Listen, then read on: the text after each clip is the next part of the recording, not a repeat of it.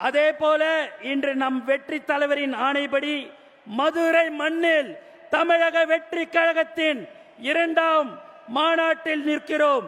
இத்தனை லட்சம் மக்களை பார்க்கும் போதே ஒரே வார்த்தை தான் தோன்றுகிறது, வெற்றி வெற்றி வெற்றி.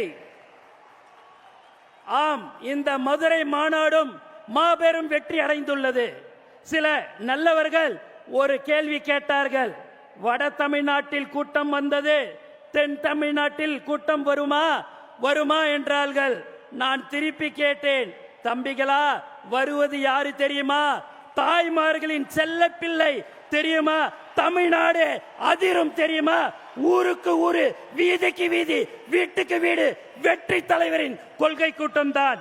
வேறு எந்த தலைவருக்கும் 3 நாட்கள் முன்பே குடும்பமாய் கூட்டம் வராது.